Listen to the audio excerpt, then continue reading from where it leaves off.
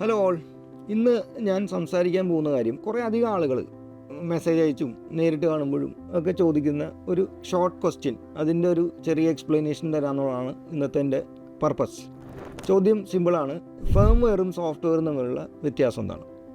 അപ്പം ഞാൻ ജസ്റ്റ് പറയാൻ പോകുന്നത് ഫേംവെയർ എന്താ, സോഫ്റ്റ്വെയർ എന്താണെന്നുള്ളതാണ്. ഫേംവെയർ എന്ന് പറയുന്നത് ബേസിക്കലി നമ്മൾ ഒരു ഹാർഡ്വെയർ കൺട്രോളിന് വേണ്ടി ഹാർഡ്വെയറിനോട് ഏറ്റവും ചേർന്ന് നിന്ന് വർക്ക് ചെയ്യുന്ന ഒരു സ്മോൾ പീസ് ഓഫ് കോഡിനെയാണ് ഫേംവെയർ എന്ന് വിളിക്കുന്നത്.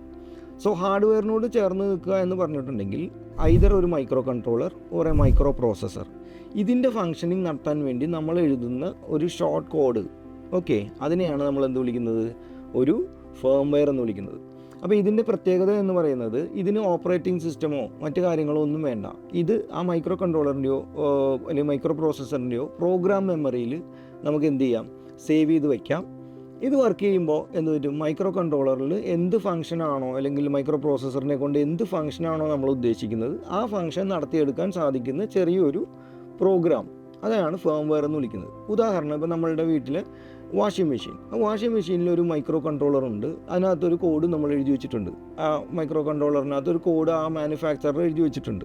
സോ നമ്മൾ different cycles, washing cycles select ചെയ്യുമ്പോൾ അതിനനുസരിച്ചിട്ട് ഈ വാഷിംഗ് മെഷീൻ്റെ മോട്ടർ കറങ്ങുക, അതിൻ്റെ സ്മോൾ ഡിസ്പ്ലേ വർക്ക് ചെയ്യിപ്പിക്കുക, അതിൻ്റെ സെൻസേഴ്സിൻ്റെ ഇൻപുട്ട് എടുത്തിട്ട് വേണ്ട ആക്ഷൻസ് ചെയ്യുക, ഇതെല്ലാം ചെയ്യുന്ന സ്മോൾ പീസ് ഓഫ് ഒരു കോഡിനെയാണ് നമ്മൾ സാധാരണഗതിയിൽ ഫേംവെയർസ് എന്ന് പറയുന്നത്. അപ്പം അതിൻ്റെ പ്രത്യേകത അതെന്താണ്? മോർ ഡിപ്പെൻഡൻ്റ് ഓൺ ഹാർഡ്വെയർ ആണ്. ഹാർഡ്വെയർ സ്പെസിഫിക് ആയിരിക്കും ആ കോഡുകൾ എന്നുള്ളതൊരു പ്രത്യേകതയാണ്. ഫോർ എക്സാമ്പിൾ, ഇപ്പോൾ നമ്മളൊരു ചെറിയ അറ്റ്മേഗ 3208 എന്ന് പറയുന്ന ഒരു മൈക്രോ കൺട്രോളർ, ഒരു 8-bit മൈക്രോ കൺട്രോളറാണ്.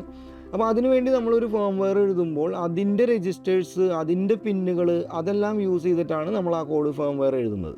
പക്ഷേ അത് തന്നെ മാറ്റി നമ്മളിപ്പോൾ STM 32യുടെ മൈക്രോ കൺട്രോളർ ബോർഡിലേക്ക് പോകുമ്പോൾ അതിൻ്റെ ഹാർഡ്വെയറിൻ്റെ പേരുകൾ, രജിസ്റ്റേഴ്സിൻ്റെ പേരുകൾ, പിന്നിൻ്റെ പേരുകളൊക്കെ മാറും.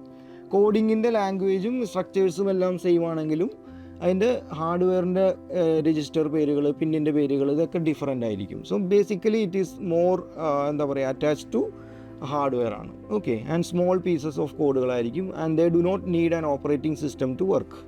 ഓക്കെ, അപ്പോൾ അങ്ങനെയുള്ളതിനെയാണ് നമ്മൾ ഫേംവെയർസ് എന്ന് പറയുന്നത്. ഇനി സോഫ്റ്റ്വെയർസ് എന്താണ്? സോഫ്റ്റ്വെയർസ് കുറച്ചും കൂടി അപ്പർ ലെവലിൽ നിൽക്കുന്ന പ്രോഗ്രാംസ് ആണ്. അത് ഒരു ഓപ്പറേറ്റിംഗ് സിസ്റ്റത്തിൻ്റെ മുകളിൽ നിന്നുകൊണ്ട് വർക്ക് ചെയ്യുന്നതാണ്. On top of an operating സിസ്റ്റമാണ് ഒരു സോഫ്റ്റ്വെയർ എപ്പോഴും വർക്ക് ചെയ്യുന്നത്. ഇനി സോഫ്റ്റ്വെയറുകളുടെ പ്രത്യേകത എന്ന് പറയുന്നത് അത് മിക്കവാറും സിസ്റ്റം ഡിപ്പെൻഡൻ്റ് ആയിരിക്കില്ല.